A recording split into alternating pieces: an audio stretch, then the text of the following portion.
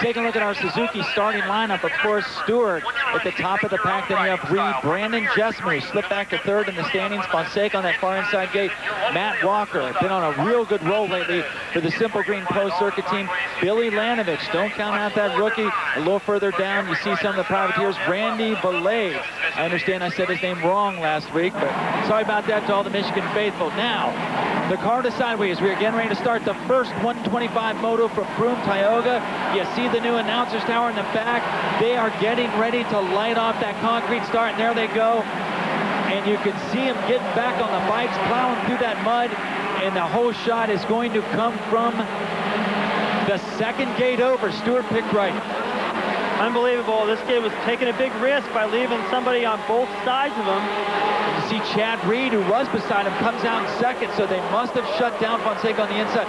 So here it is, Reed in second. Reed comes in on the inside, and it looks like he makes the block pass. They do the downhill double. Reed quickly asserting himself and putting a move on James Stewart. Branden Jesseman is your third place rider. So right there you have it.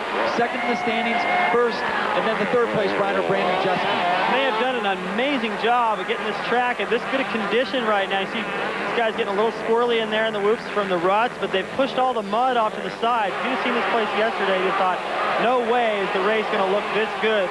Big advantage to be up front, because in that first lap there still are some soft spots that they just found.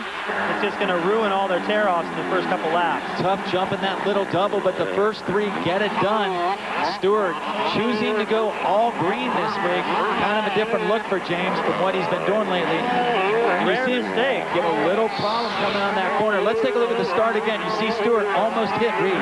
Yeah, he came from pretty far to the right. Looked like he just made sure that Fonseca had no way around him. Then he moved back out to set himself up for the corner, and in the process kind of went right in front of Reed. Reed's going, you know what? I didn't like that. Right back at you, up to the inside. He had that plan coming up the hill, and Stewart, even though he railed that outside, it wasn't fast enough, and now Reed is doing the same thing he did at Millville, getting back in the game, and I'm glad to see some fight in him. I thought he was just going to roll over and let Stewart have it after Unadilla. Right there, Stewart stuck the KX 125 into that berm. He was lucky he didn't get hung up. Guys having problems this morning in the heat races and qualifiers. So Reed from Australia in his first visit to Broome Tioga is out front. But guess what? James Stewart's not been here either, at least not as a pro. He is in second. And how's that? The first two positions occupied by guys that have the least experience on this racetrack, and the guy that has a little bit of time on this track under his belt is running third, Jesseman. He got terrible starts, went down, was frustrated by not being able to pass people at Millville, and here he's got to look at these guys, but he's starting to lose some ground. Well, you've seen that all year long, David. Jesseman gets a good start, and the rare times that he does, he loses contact with the leaders. And speaking of leaders, let's go down to Cameron Steele. He is with James Stewart's mechanic. Jeremy, it's unlike Bubba to get a hole shot and then go backwards. Chad Reed get in front of him. Is this strategy for the championship? No, I mean, he knows, you know, we basically only get 14th if Chad Reed wins. So, you know, in the back of his mind, we just got to ride smart. He's got to just take his time, and, you know, he doesn't want to blow it like he did before, and he's doing a great job right now and doing the best he can. So, I know he wants to win. He's not giving up, but he's just got to settle down and, you know, do what he's doing. It seems like Bubba and Chad have kind of had this ongoing battle this year. Is it fun? I mean, how serious are these guys at each other's throats? Well, it's got a lot better lately. I mean, you know, for a while they both kind of start different spots, but it's definitely getting better, and the race is getting good for TV, so I don't like it, though. Right on, thanks. And you can hear that time, or rather you can see that time, they didn't jump that uphill double, so the track, while it's much better than it was, it is also deteriorating as they go around. Yeah, they're going to be taking the first few laps trying to get the lines sorted out, because each time these guys go around, 38 more guys come and hit that same section of the track, and it moves everything around. Some of the stuff is still kind of soft, while other areas are starting to dry out a little bit, so you have to be really on top of things and be creative. James is in a great position to be able to just sort of key off of what Reed's doing, do his own things, but then pick up on anything Reed might have. He doesn't have any pressure from Jesseman right now, so he can just stay back there and save his vision. Although I know that this tear-off system, those film strips he tears off for clean vision, he can run up to 28 of those things and still see pretty clear at the beginning. Ouch! Branden Jesseman coming up short on that double. Jesseman now about 6 seconds behind the leaders, and he does a couple more of those, David, and he's going to be even further back. Yeah, he's trying really hard just to try to stay with those guys, and he knows that he needs to work on the beginning of his race. He's got the speed at the end, but he needs it now. We'll be right back. Reed leads Stewart from Broome Tioga.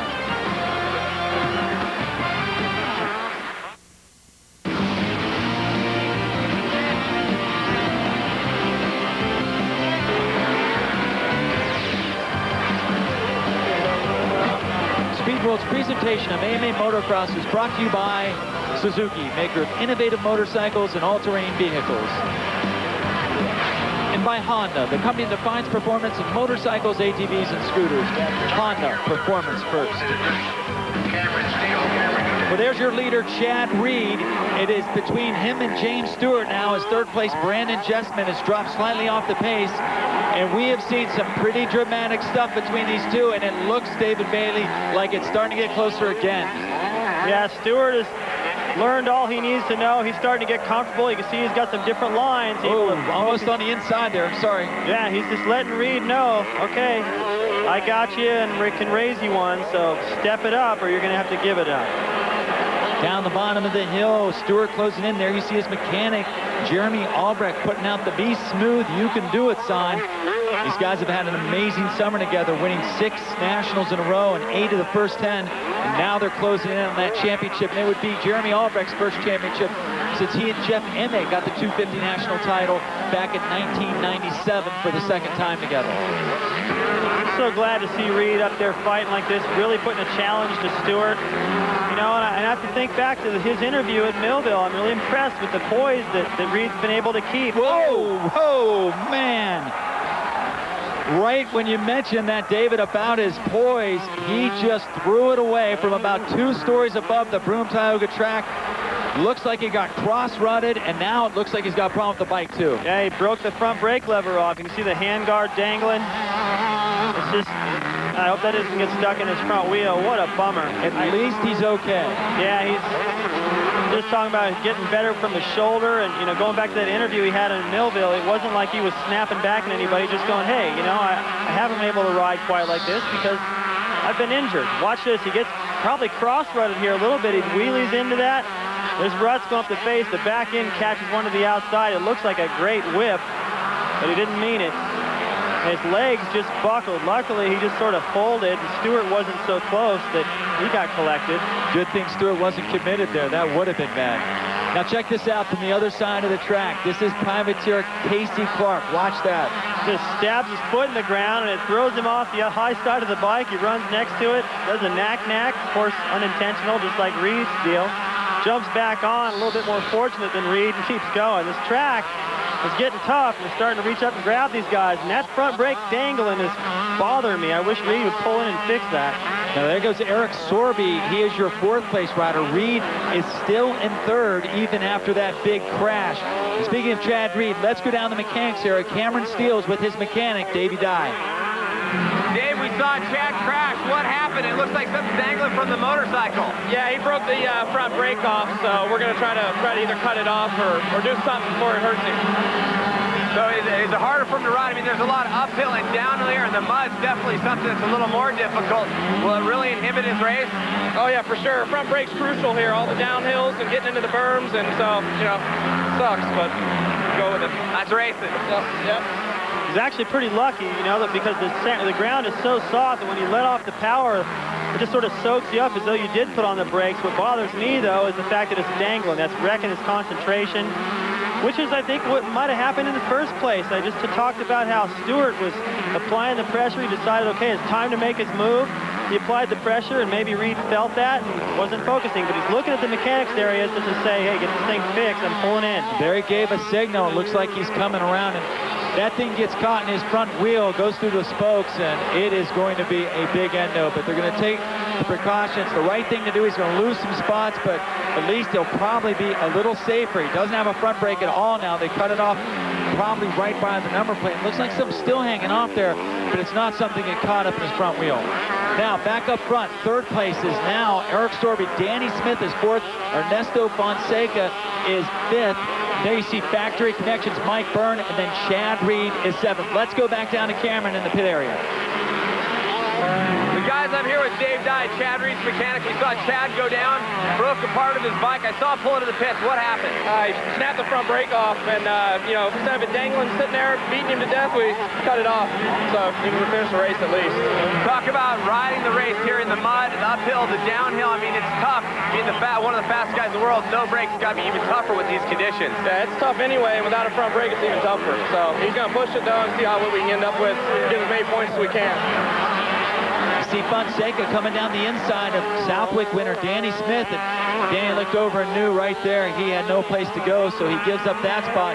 But Sorby doing a good job of running in third. It's been kind of hit or miss for Eric Sorby all summer, hasn't it, Dave? That has, and it's not for a lack of effort, you know, because he tries so hard. He puts a lot into it when he's out there riding. He uses a lot of energy, and he's definitely got the speed. That's how deep those ruts are. That's Buddy Antonis right there. You're right.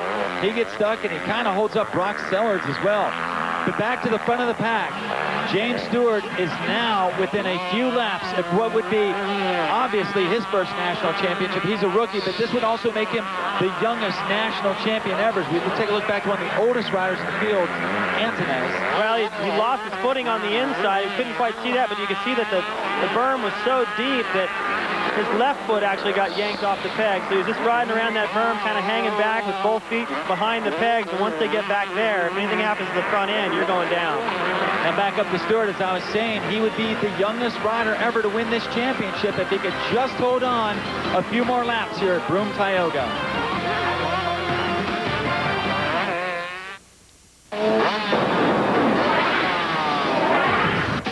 They called Brock Glover the Golden Boy, as much for his surfer blonde hair as for his almost perfect riding style. Climbing up through the ranks of the talent-rich El Cajon area of Southern California, Glover made a name for himself on the West Coast high school motocross circuits of the early 1970s before turning professional in 1976. Brock was hired by Yamaha prior to the 77th season, and that very same year, he would win the first of his record 6 AMA Outdoor National titles. Glover would enjoy a long and successful career with Yamaha in America, winning more than 36 major races. But he spent his last season racing in Europe for KTM, where he would enjoy a victory in the last moto of his career, the 1989 250cc Grand Prix of Austria. Brock Glover is still involved with the motorcycle industry in America. He is the Dunlop Tire Senior Manager for Motorcycle Racing Off-Road Division. David, Brock Glover's a man you had a lot of battles with, huh? We battled here a couple times and had put one of the most incredible passes I've ever put on anybody on the downhill. I couldn't believe I saved it. He couldn't believe it either. And I was basically cheating. I was on a works Honda. He was on a production Yamaha, and it wasn't really fair that year, but I got a lot of wins from him. But in the end, he's got more 500 wins than I do, and 6 national championships. He's still a great guy to hang out with. And if you want a bench race, just go approach Brock, man. You'll get an earful. A champion in everything he does, including bench racing. Now, Fonseca on the inside. This is the battle for third, and Sorby strikes right back. And now it's a drag race over to the top of the hill, and Fonseca's got him. That's the same place, basically. He passed Danny Smith. Fonseca's showing some real aggressiveness coming down that hill. And now comes Sorby on the inside, and he can't make the pass stick. So Fonseca climbs through to third place. Looks like he's moving forward, David. Well, you know, they had a break in the season a little while back, and he went down and spent some time with Carmichael. And I talked about that just it was before Redbud. And I thought his expectations coming out of that trip might have just been a little bit too high after spending some time with Ricky and going, all right, let's see what he does. I want to win. I'm going to try a little bit harder. And he had a lot of crashes and little mistakes, but it looks like it's starting to come back together again now. And Reed has another problem, and that time, David, that's got to be because he doesn't have a front brake. Couldn't get stopped for the corner, and he goes right in the deep stuff. And just like that, 2 guys go by, Michael Byrne and Brock Sellards. Well, I talked about, you know, without a front brake here, it's not that bad, but if you're in a battle with these guys, there's no way in the world you're going to get those guys back without a front brake. And he's just paddling into that corner. That probably was because of the front brake. Finally gets it going, but he loses those positions, and he can kiss those goodbye. Looked like he may have almost stalled the motor right there, the way he was kicking with his feet. But Chad Reed now back to 8th. He was first. He crashed. stopped in the mechanics area, and then you just saw him get hung up in the mud. Not a great moto for him. But Branden Jesseman having an excellent moto as far as winning his first moto of the season. Doesn't look like it's going to be this time out because James Stewart is just flat checked out. Yeah, he's running out of time to try to get that overall win. For a while there, it was looking really good, and he came into Millville. And just bad starts, frustrating, trying to pass some guys. There goes Larry Ward. I talked to him. I was like, how do you almost win a race and then go to the next week and get a 14th and a 15th? He goes, man, it was just nothing wrong. You know, I'm not saying anything bad about the track. It was just hard to pass. Once you get a start back there, this 125 class is so deep in talent that you're pretty much stuck where you start unless you're exceptional that day. Now Ward is trying to pass Chad Reed, and Chad Reed, well, that time you can't blame him on the front brake. He just got off his line there. Yeah, these ruts are getting good, and you know, I am glad to see that they leave this stuff a little bit. I've been kind of, I don't know, maybe a little bit hard on the Nationals a little bit, just figuring that the tracks are too good. They're overgroomed. Smoothing them out so much, and finally we're getting a tough track, and you're seeing some of the best riders in the world make little mistakes here and there and create passing opportunities, and I think that's great.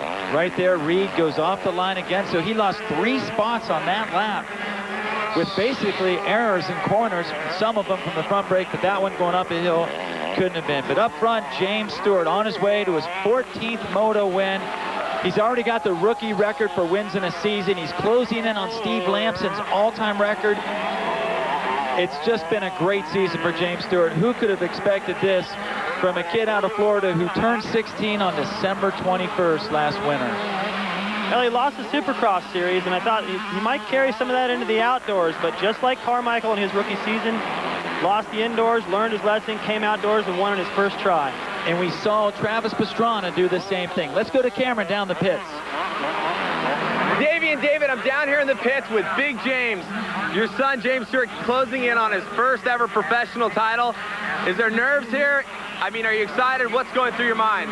Oh, I'm definitely excited. You know, it's just been a dream so far come true. I just want to say I want to thank all the fans that believed in us from the beginning and stuck with us, and all the ones who doubted us. Jump on the bandwagon because we believe in you guys. Right on. How exciting is it to be here with that first championship?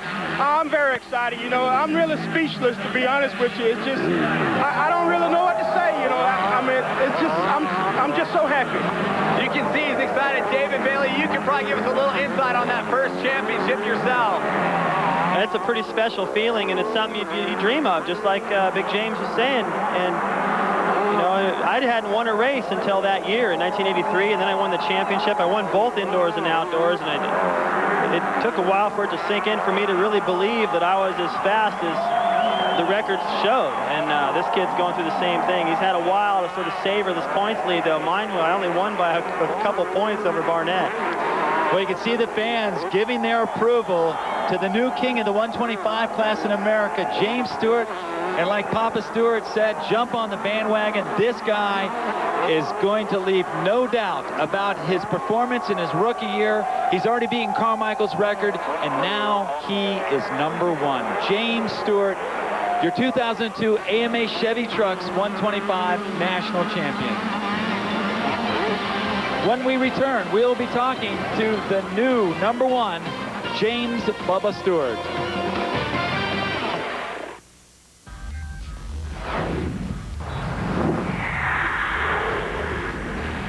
Hi, I'm John Mitchell with this week's Honda Tech Tip. The national circuit brings us to many different tracks, and this week we're at Binghamton, New York, and it's known for its rocky conditions. So I'm going to show you some of the things we do when the conditions are rocky. First thing we'll do is we'll put hand guards on for the riders. There's been a lot of fingers broken by roost off of other bikes and rocks and stuff. Pretty simple to install. Most all your aftermarket companies that offer hand guards will offer directions and equipment to mount them with. Another thing that we like to do is run a disc guard. Roost off the other bikes will sometimes shoot small rocks and ding the disc, often causing brake problems. So those two things are pretty simple things that we can do for rocky conditions. Another thing that we'll do is we'll put a piece of cell foam up in the brake area to avoid rocks getting up in here like so, and the brake pedal not being able to work. This is a real handy trick that lots of people wish they had done after getting rocks caught up in the brake pedal. Another reason we run cell foam in the skid plate is to keep rocks out of the skid plate, so if you case a jump, sometimes the skid plate can get mashed up into the cases and break the cases if there's a rock in there. This is just some of the things that we do at this track because of the rocky conditions. And I'm John Mitchell with this week's Honda Tech Tip.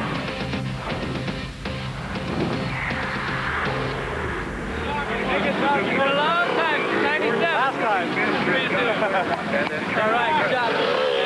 Well, a couple old friends getting together. Jeff Emig and his old mechanic, Jeremy Albrecht. And Emig is all retired from professional racing now, and J-Bone is working with this young man, James Stewart, and they just got themselves a national championship. Let's go down to Cameron Steele in the winner's circle. Ernie, well, normally I'd ask you some kind of technical question, but just looking at you, you're covered with dirt on your jersey there. It was a tough race, wasn't it? Yeah, for sure. I didn't really get off to the start that I wanted, but, you know, I worked my way up there. My Honda's working great, and I passed Danny Smith, and then I passed Sorby, and just started, you know, holding him up the last couple laps, but it's kind of tough. The track is kind of one line, I mean, with all the rain yesterday, but the guys over here did the best they could, and, you know, it's a lot better than it could have been. Well, you've had the speed all season long. Now another podium in the first moto. You think we're going to see you win some motos here at the end of the season? I hope. I mean, you know, we still have 3 more motos left, and it's not over. You can't just give up before the year's over. So I'm going to try my best, and hopefully I can put the Honda on the top of the podium. Right on. Never say die. Thanks, Ernie. Thanks. We'll take a look at our final results from the first moto. Stewart, of course, your winner. Branden, Jesseman second. Fonseca, Sorby, and Danny Smith round out the top 5. Mike Byrne able to get 6th, and Chad Reed, lost front brake and everything, finishes 9th. Let's go back to Cameron with our new national champion. Well, guys, right here is James Bubba Stewart, the youngest ever champion in motocross. James, your mechanic, Jeremy Albrecht's been waiting since 1997 to get another championship. You have got to be pumped in your first year in motocross.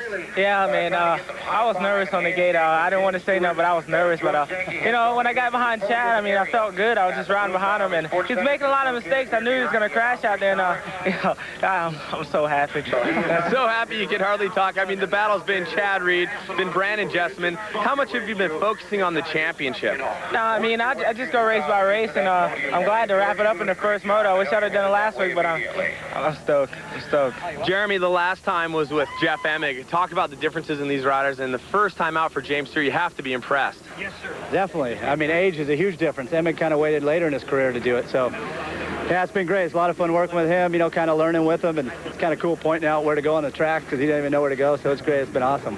Right on. Well, 11 amateur championships, your first pro championship. Talk about what the future holds for James Stewart. I mean, you have to go through another moto today, too. Don't forget that. Oh, yeah, I know. I mean, it's pressure's off me now, and shoot, this one championship feels better than all those 11 amateur championships. And hopefully I can go to Supercross next year and win it, but I want to get this next moto, and we'll see next weekend.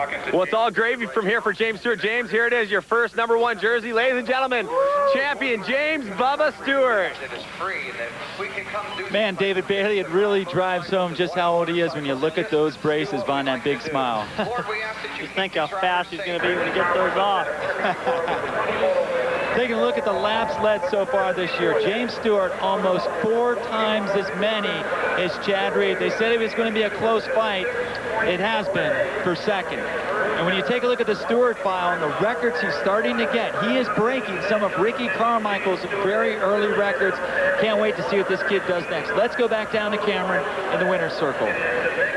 Branden, for a while there, we were getting used to seeing you on the podium. Last week, just kind of faltered. Nothing went right for you. But this week, back in second place, that has to feel good in moto #1.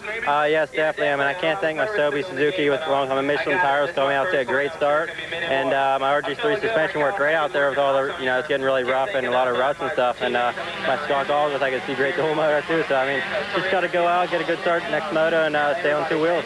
Well, I want to ask you something a little bit different. You're in the battle for second place in the points with Chad Reed now. You guys are very close. I want to ask you about James Stewart. Racing with him this year, watching him, he's won his championship. Your thoughts on James, just the overall year on the 125? Well, James is a great rider, you know. I mean, came into the season with a lot of speed, and we couldn't seem to, you know, catch him. So I mean, he deserves to win. He's a great racer, and I'm just trying to go out to these next last 3 races here and go out and try to beat him. No pressure now, but that second place in the championship points, that would be nice, wouldn't it? Yes, that's my goal, to get second in the points here, so just go out and do my best, and hopefully I'll be on top. Matt, thanks. Yeah, thanks a lot.